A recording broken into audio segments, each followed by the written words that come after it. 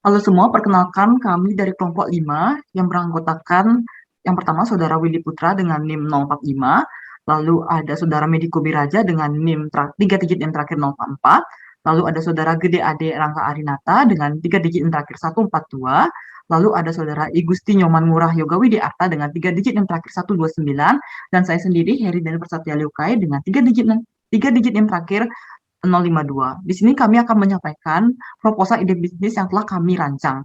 Baik, untuk materi pertama mengenai latar belakang akan dijelaskan oleh Adi.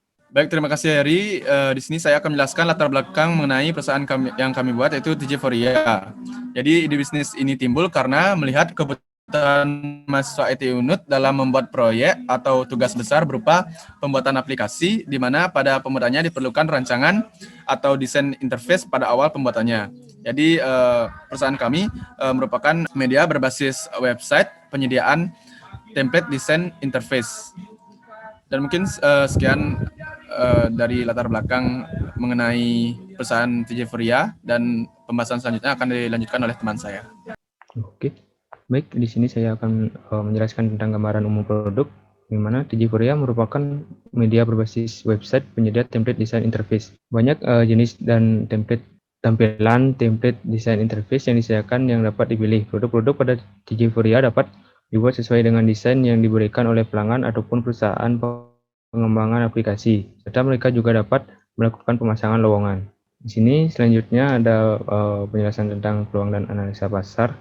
Di sini ada 4 bagian, yaitu segmentation, geografi, dan psikografi, serta behavioral. Untuk penjelasannya dapat dilihat pada berikut ini. Selanjutnya ada strategi pemasaran.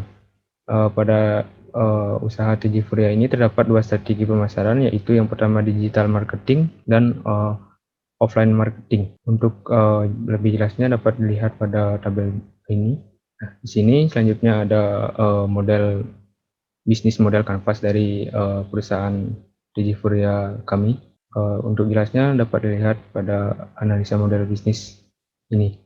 Selanjutnya dilanjutkan oleh teman saya. Terima kasih. Berikut adalah analisa SWOT dari Ceforia.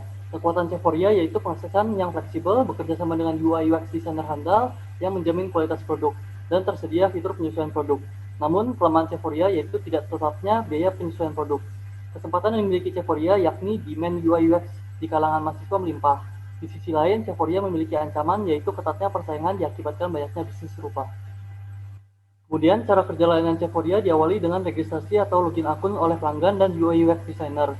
Kemudian UI UX designer melakukan upload template produk beserta detailnya. Pelanggan kemudian mencari template yang sesuai, melakukan checkout dan pembayaran, dan template akan segera dikirim.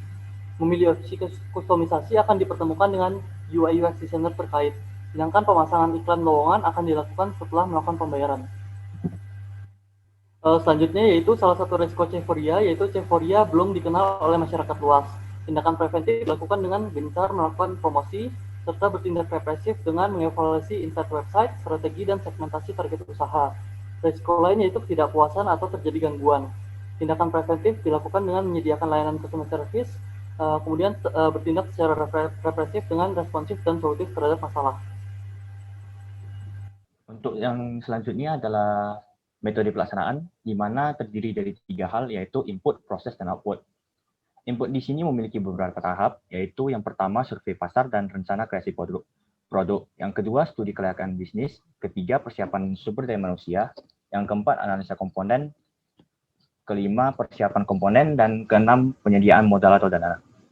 Kemudian selanjutnya yaitu proses produksi, di mana memiliki beberapa tahap, yaitu pembuatan desain sistem website, pembuatan dan implementasi coding, pengujian website, menjalin kerjasama dengan perusahaan, dan mengenalkan produk Ceforia ke masyarakat umum. Yang terakhir adalah output. Output di sini menghasilkan beberapa hal, yaitu yang pertama website Ceforia, yang kedua proses bisnis dengan komponen yang lengkap. Evaluasi ini dilakukan dengan tujuan untuk mendapatkan data yang bersifat akurat sebagai bahan evaluasi di masa yang akan datang. Baik, adapun modal yang diperlukan dalam pembuatan bisnis ini adalah sebesar 86 juta, yang dimana memiliki 4 rincian, yang dimana 4 rincian ini memiliki rincian masing-masing seperti yang terlihat pada tayangan ini. Nah, rincian dari total rincian dari masing-masing ini akan menghasilkan yang namanya modal usaha pada bisnis kami. Lalu, kemudian ada perencanaan cash flow. Perencanaan cash flow meliputi modal awal, cash flow statement, dan ROR, return of value. Modal awal memiliki besar 86 juta, cash flow statement yang terdiri dari kapital expenditure yang terdiri dari pengeluaran per bulan, dan perkiraan biaya depresiasi sebanyak 10% per tahun. Lalu juga ada revenue yang dimana itu berdasarkan rata-rata penjualan per bulan dan juga rata-rata harga per transaksi penjualan.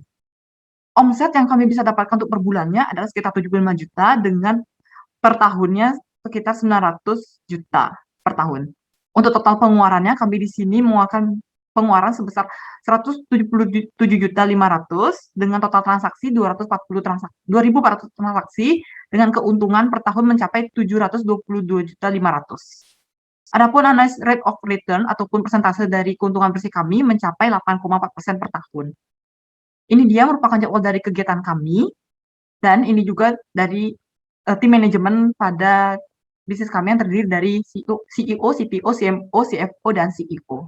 Baik, itu saja yang proposal daripada ide bisnis kami. Kami mohon maaf apabila ada salah kata ataupun kata-kata yang tidak berhendak. Semoga dari presentasi ini dapat diterima dengan baik. Kami dari kelompok 5 menutup presentasi dengan salam. Selamat sore semua.